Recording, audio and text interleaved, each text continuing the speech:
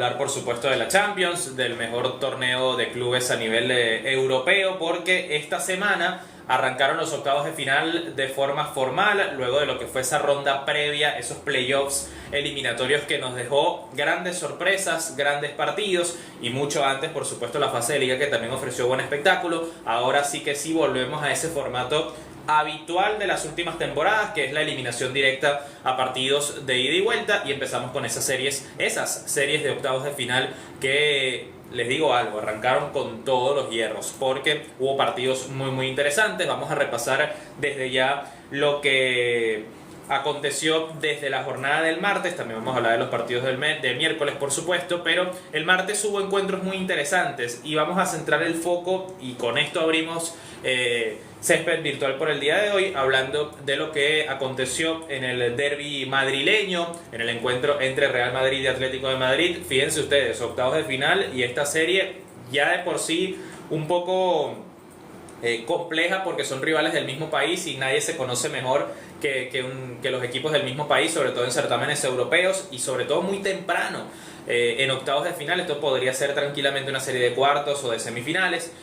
Y no lo digo yo, lo dicen los expertos, ya lo vamos a escuchar más adelante, pero lo cierto es que esta es la serie. Empezó la eliminatoria en el Estadio Santiago Bernabéu y tuvo a Real Madrid como local, luego de haber dejado en el camino con categoría al Manchester City en la ronda pasada. Recordemos que Real Madrid llegó a esta instancia teniendo que haber superado la fase de playoffs, y el Atlético de Madrid terminó la fase de liga entre las primeras 8 posiciones y se saltó esa llave. Por eso cierra la eliminatoria en casa, que va a ser la próxima semana. También vamos a ir hablando de eso, por supuesto, más adelante. ¿Cómo salió el Real Madrid? 4-4-2, con Courtois en el arco, 4 en el fondo. El capitán fue Federico Valverde, que entre algodones repitió como lateral por la derecha. Raúl Asensio y Antonio Rüdiger los centrales y Ferland Mendy por izquierda. En la mitad de la cancha, centralizados Aurelian Tchouaméni y Eduardo Camavinga, bien abiertos por los costados, aunque en este caso uno con el asterisco por la libertad de movimientos. Hablamos de Brahim Díaz, que estaba pegado sobre la izquierda,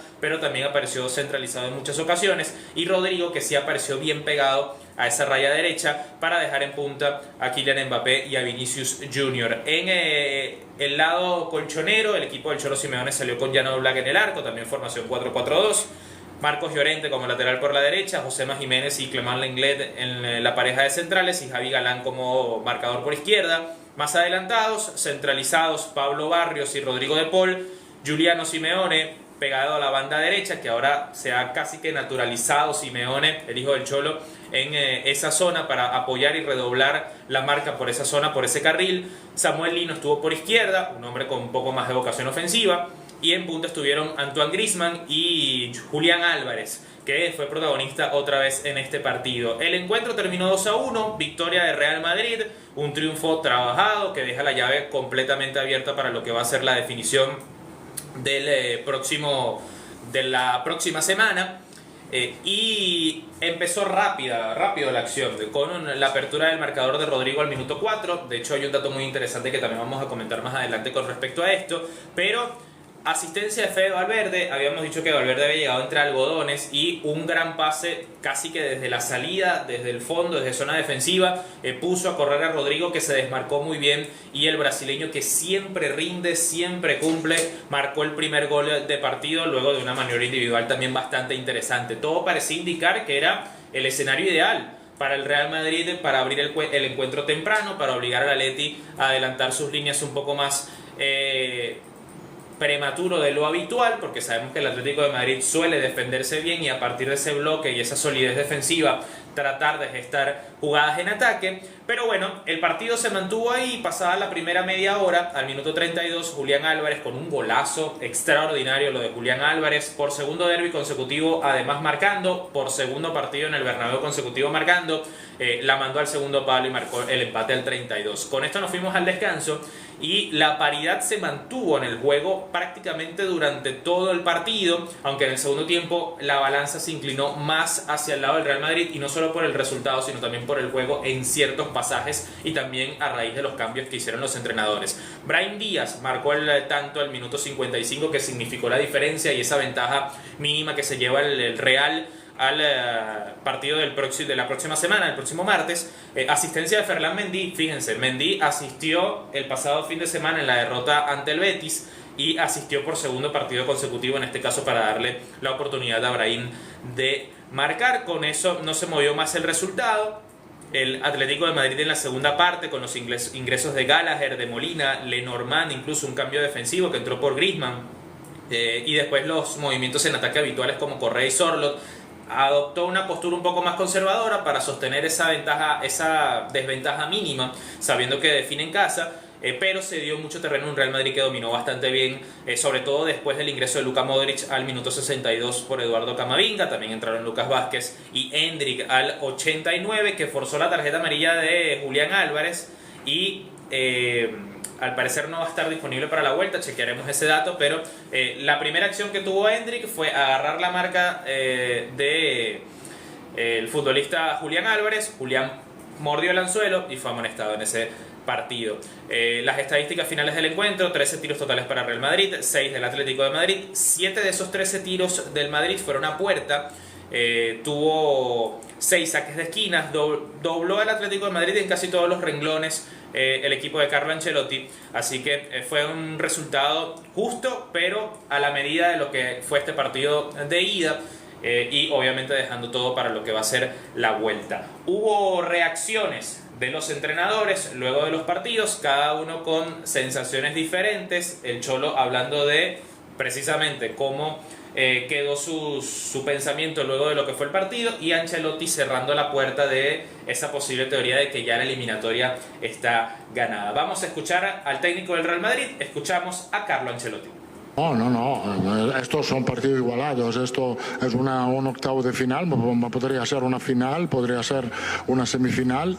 El Atlético de Madrid es un equipo de máximo nivel en Europa y tú no puedes pensar de acabar la eliminatoria aquí. Hemos tomado una pequeña ventaja que nos da confianza para el partido de vuelta.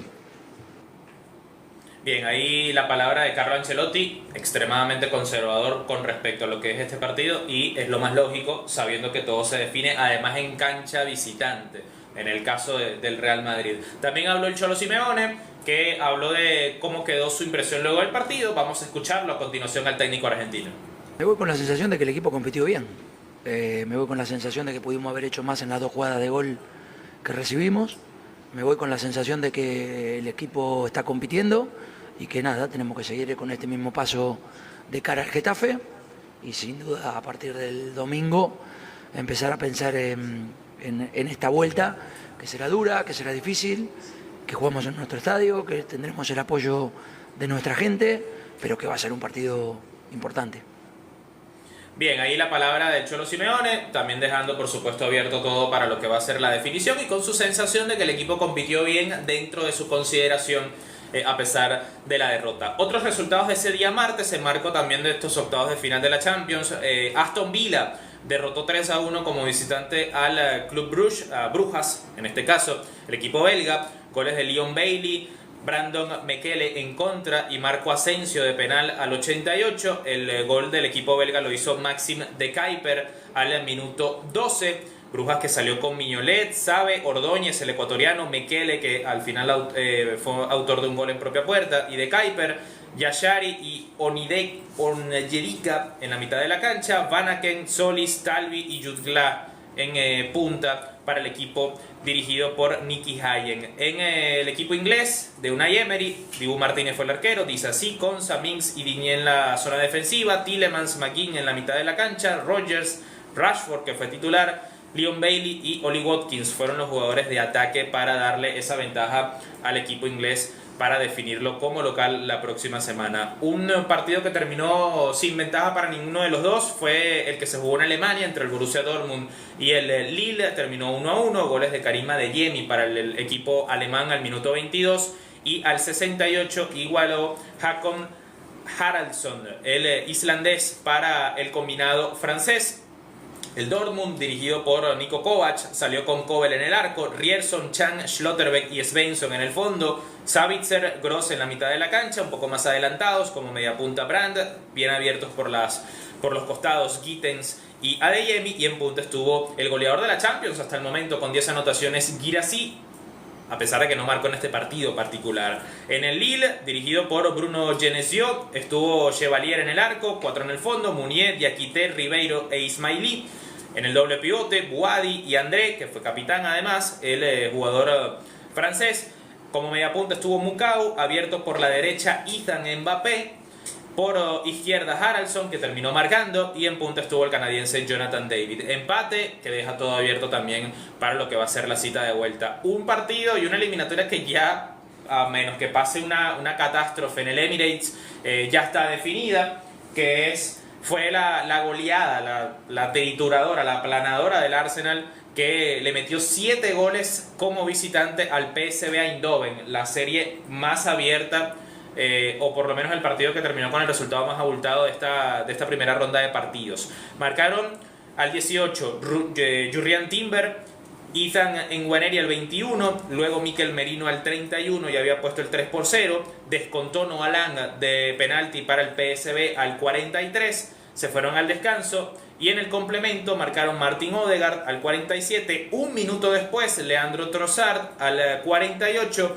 luego Odegaard firmaría su doblete al 73 y cerraría la cuenta Ricardo Calafiori al 85. Arsenal, que salió con David Raya en el arco, Timber, Saliba, Gabriel Lewis Kelly en el fondo, Rice, Thomas Partey y Martin Odegaard en la mitad de la cancha, y Nwaneri, Trossard y Mikel Merino como falso 9. Así que una goleada tremenda del equipo de Mikel Arteta, que tiene ya prácticamente los 2 pies en la siguiente fase a falta de 90 minutos. El miércoles se cerraron la ronda de estos partidos de ida de los octavos de final y vamos a centrar la lupa en lo que sucedió en Lisboa, en una repetición, en un déjà vu de un partido que ya habíamos visto en la fase de liga y que fue uno de los mejores además de esa primera fase del campeonato. Hablamos del encuentro que sostuvieron Benfica y Barcelona en marco del partido de ida, un encuentro que tuvo de todo, que empezó ya a los 18 segundos con una acción muy destacada y una llegada clara por parte del equipo local, que tuvo la primera de las 8 intervenciones que terminó firmando Wojtek Szczesny, el portero del Barcelona, uno de los hombres del partido, y que tuvo un momento clave en el encuentro. Antes vamos a repasar rápidamente las alineaciones.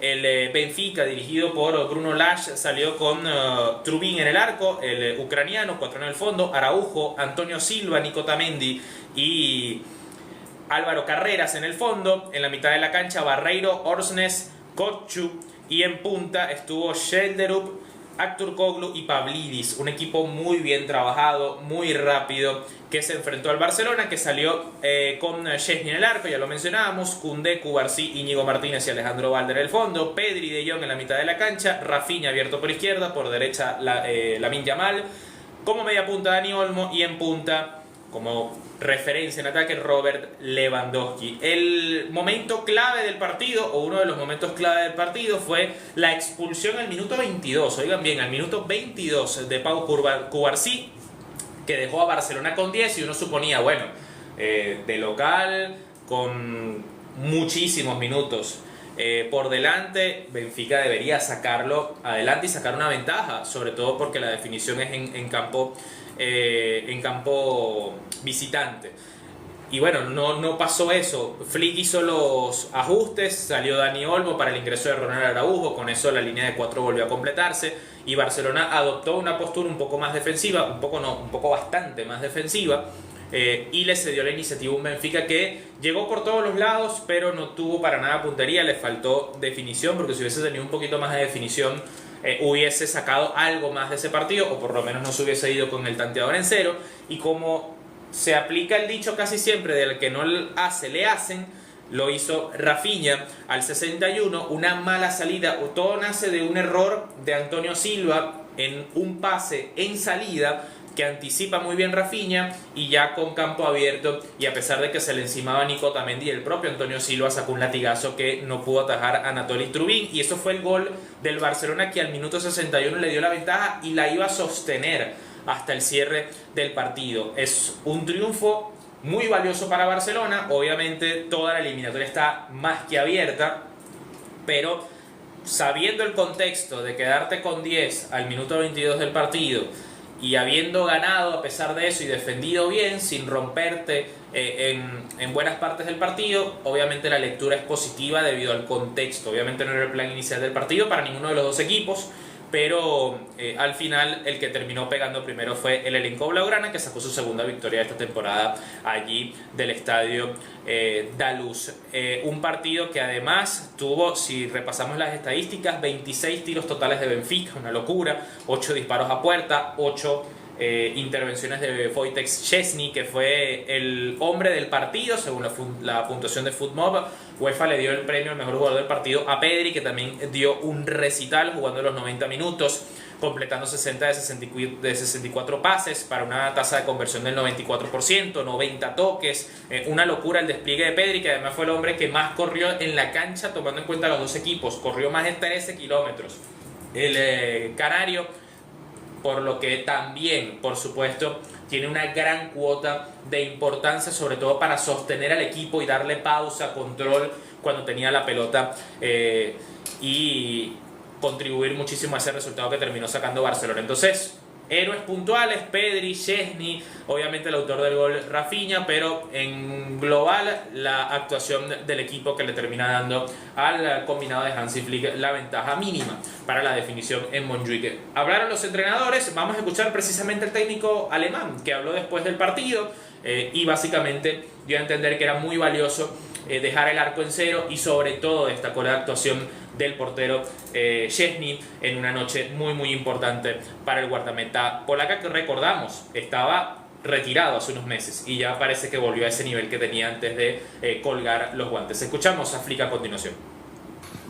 I think this is very important to, when you have a clean sheet with 10 players only, that you have a really great and fantastic goalkeeper on the pitch, and today he's doing really great, a great performance from him, and he saved us, to get the clean sheet. Very good. So I'm really happy for him, and also for us, for the team.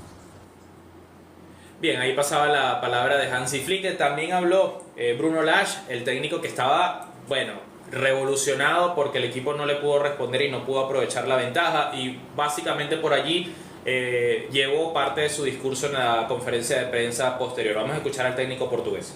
Mas eu acho que o jogo fica marcado foi com as várias oportunidades de gol que criámos e que não marcámos, porque podíamos ter aqui a falar do resultado de 5-1 e estamos a falar 1-0. Um passe falhado, toda a gente, desde o guarda-redes até o avançado, toda a gente falhou passos. Este fica visível porque dá o gol. O António não precisa de palavras, precisamos é de olhar em frente, fazer já uma exibição semelhante perante o Nacional y olhos puestos no jogo seguinte con Barcelona. Bien, ahí la palabra de Bruno Lage, que básicamente decía que tranquilamente podía estar él sentado ahí hablando de un 5-1 y le tocó hablar de un 0-1 y que básicamente el equipo no pudo sacar ventaja de ese hombre, además que tuvo por más de 60 minutos y que que todo eso sí queda abierto para el partido de vuelta. Otro de los partidos brutales, una de las eliminatorias más importantes, para no decir la más atractiva de esta serie de octavos de final, fue la que congregó a PSG y Liverpool en el partido de ida en el Parque de los Príncipes. Explicar este partido es muy difícil, pero vamos a intentarlo porque el que mejor jugó no ganó. Obviamente esto pasa muchísimo en el fútbol, pero de la forma en la que dominó el Paris Saint-Germain a un Liverpool que prácticamente no había sido sometido desde el juego hasta ahora en la temporada, creo que ni una sola vez de esta manera. No se explica cómo no solamente no marcaron un gol, sino que perdieron el partido 1-0 con el tanto de Harvey Elliott al minuto 87. Vamos antes con las alineaciones rapidito, nos queda poco. Donnarumma en el arco, Hakimi, Marquinhos, Pacho, Méndez en el fondo, Vitinha, Fabián Ruiz, Joao Neves en la mitad de la cancha, Kvaratskhelia, Barcola y Dembélé fueron los 11 del PSG. En Liverpool, Alisson Becker, Alexander Arnold, Konaté, Van Dijk, Robertson. En la mitad de la cancha, McAllister y Gravenberch. En zona de ataque, Luis Díaz, Szoboszlai y Mohamed Salah, y el punta de lanza fue Diogo Jota. A ver, vamos a repasar las estadísticas rápidamente. 27 tiros totales tuvo PSG, 10 disparos a puerta, 3 grandes probabilidades, 629 pases completados. Liverpool, ustedes me dirán, bueno, más o menos igual, partido abierto. No, 2 tiros totales, un disparo a puerta, una gran probabilidad, gol de Harvey Elliott al 87, que además tenía pocos segundos en cancha, 220 pases nada más del equipo de Arne Slot, algo que normalmente en esta temporada, insisto, no había pasado, pero esto es fútbol. Y terminó ganando Liverpool y llevándose una ventaja también mínima al partido que se va a llevar a cabo la próxima semana en Anfield. Habló Luis Enrique, obviamente sus opiniones siempre dividen, pero vamos a escuchar en instantes nada más la palabra del técnico español, que a pesar de la derrota dijo que el equipo podía o se llevaba la sensación de que podía sacar algo más en el partido de vuelta. Vamos a escucharlo. Bueno, creo que estoy seguro que no ha habido ni un partido de esta temporada que el Liverpool al descanso tenga 0,0 goles en expected goals al medio tiempo. Un equipo con la calidad que tiene el Liverpool. Creo que hemos estado soberbios. Podría ser, tengo que analizarlo para poder decir esto, pero me atrevo a decir que es posiblemente nuestro mejor partido de esta temporada y de la pasada en cuanto a rendimiento completo en ataque y en defensa. No hemos tenido ningún problema y hemos solventado la mayoría de las acciones defensivas a través de acciones prácticamente de 1 contra 1 y los jugadores han estado soberbios. Bien, ahí pasaba la palabra de Luis Enrique, que por supuesto divide opiniones. Obviamente la lectura que hace es correcta, porque el dominio del PSG fue abrumador. Obviamente cita esta tasa de los goles esperados, que hay gente que le importa, hay gente que no, pero dentro de la teoría y la práctica ciertamente tiene mucha razón, aunque hay gente que obviamente dice que esto va a meter la pelotita y por supuesto también tiene muchísima razón, así que hay que ver qué va a pasar en el partido de vuelta. 2 partidos que nos faltaron por repasar. Bueno, Inter ese miércoles venció 2-0 en Países Bajos a Feyenoord, goles de Marcus Thuram y Lautaro Martínez al 38 y al 50 respectivamente. Piotr Zielinski falló un penal también para el equipo nerazzurro al 65, victoria entonces del conjunto de Simone Inzaghi, que también se clasificó entre los primeros 8, que es uno de los equipos más sólidos de Europa, a pesar de que no brilla mucho ni está en las portadas siempre a nivel europeo, pero siempre está, y que tuvo una sólida actuación en Países Bajos. Y en un duelo también de equipos del mismo país, el Bayern de Múnich venció 3-0 el Bayer Leverkusen de Xabi Alonso. Parece mentira, un resultado muy abultado, pero pasó de todo también en este partido. Se abrió muy rápido con el gol de cabeza, un golazo de Harry Kane al minuto 9, asistencia de Michael Olise. Después hubo demasiados amonestados en el partido. Nordi Mukiele fue amonestado a 39 y fue expulsado por doble amarilla al 62, ya en el segundo tiempo. Antes de eso, al 54, por un error insólito al momento de salir a atenazar la pelota del guardameta Kovar. Se le terminó escurriendo entre las manos y apareció Jamal Musiala desde atrás para marcar el 2-0, y luego el 75 de penal, Harry Kane firmando su doblete le dio el triunfo y la goleada y la tranquilidad de cara a lo que va a ser el partido de vuelta al equipo de Vincent Kompany. Victoria entonces del Bayern. Tenemos, antes de irnos a la pausa, una serie de datos interesantes para cerrar ya esta sección de la UEFA Champions League, datos interesantísimos que tienen que conocer, por supuesto, sobre lo que fueron los diversos partidos de esta jornada de Champions. Así que vamos a empezar técnicamente en orden, ¿no? Cronológicamente con lo que fue pasando. A ver, sin contar a rondas previas, el Real Madrid logró su victoria número 300 en la Copa de Europa, lo que también hoy se conoce Liga de Campeones, combina los dos formatos. 498 partidos, 85 empates y 113 derrotas por esas 300 triunfos que ha tenido. Al menos 63 más que cualquier otro equipo en la historia de la competencia. El Bayern Múnich ha ganado 237 partidos en 398 oportunidades. El gol de Rodrigo Góez a los 3:25 minutos de inicio del partido es el más tempranero logrado por el Real Madrid en un derbi como local ante el Atlético de Madrid en cualquier competición desde marzo de 2006 en la Liga, cuando lo hizo Antonio Cassano a los 3 minutos con 5 segundos. Julián Álvarez es el tercer jugador del Atlético de Madrid que marca en 2 derbis seguidos ante el Real Madrid, lo mencionábamos antes, en el Santiago Bernabéu además, entre todas las competiciones en todo el siglo XXI, tras Diego Forlán en 2010 y Antoine Griezmann en 2017. Seguimos. Por primera vez en toda la historia de la UEFA Champions League, un equipo, en este caso el Barcelona, ganó un partido fuera de casa pese a jugar más de 69 minutos en inferioridad numérica. El récord previo era de la Juventus, que ganó en Valencia en 2018, en fase de grupos, jugando 62 minutos con un jugador menos por la expulsión de Cristiano Ronaldo. ¿Ustedes quieren saber cuál es el dato cómico de esto? Que el arquero de la Juventus en ese partido era también Wojtek Szczęsny, igual que fue el guardameta del Barcelona en este partido que pasó esta semana. Y hablando de Szczęsny, ha realizado 8 paradas contra Benfica, récord de cualquier portero del Barcelona sin encajar gol en un mismo partido en la Champions League desde al menos la temporada 2003-2004. El gol de Harvey Elliott ante el PSG a los 47 segundos de entrar al campo es el más rápido que marca un suplente de Liverpool en toda la historia de la Champions League. Así que noche histórica para el canterano de Liverpool ante PSG. Las 9 paradas de Alisson contra el Paris Saint-Germain, también hablamos del mismo partido, fueron tanto el mayor número registrado desde la temporada 2003-2004 por un portero de Liverpool en un encuentro de UEFA Champions League, como el mayor número del brasileño en cualquier partido que ha jugado para el club en todas las competiciones. Así que noche de récord también para Alisson, que fue el mejor portero de la jornada elegido por UEFA. 9 intervenciones en total tuvo el portero convocado por Dorival Jr. para las eliminatorias. PSG tuvo 27 remates contra Liverpool, el segundo mayor número desde la temporada 2003-2004 de un equipo en un partido de eliminatoria de la UEFA Champions League en el que ambos no marcaron y perdieron. El primero también fue el PSG, que lo hizo, que le pasó exactamente lo mismo contra el Dortmund en mayo del 2004. El mayo de 2024 con 30, el año pasado. Es una locura. Benfica también atacó sin éxito ese récord, pero tuvo 26 remates contra Barcelona, su mayor número, eso sí, en un partido en UEFA Champions League sin que haya marcado. Estamos cerrando. Arsenal es el primer equipo en la historia de la UEFA Champions League en marcar 7 o más goles como visitante en un partido de eliminatoria, así que también fue una jornada de récord para el equipo de Mikel Arteta. Y cerramos hablando de que Harry Kane ha participado directamente en 47 goles de UEFA Champions League, 37 dianas y 10 asistencias, igualando la cuenta de Wayne Rooney. Solo David Beckham tiene más goles y asistencias combinadas, por un total de 52, entre los futbolistas ingleses en la competición. Las vueltas la semana que viene, 11 y 12 de marzo, así que ya veremos quiénes avanzan a los cuartos de final.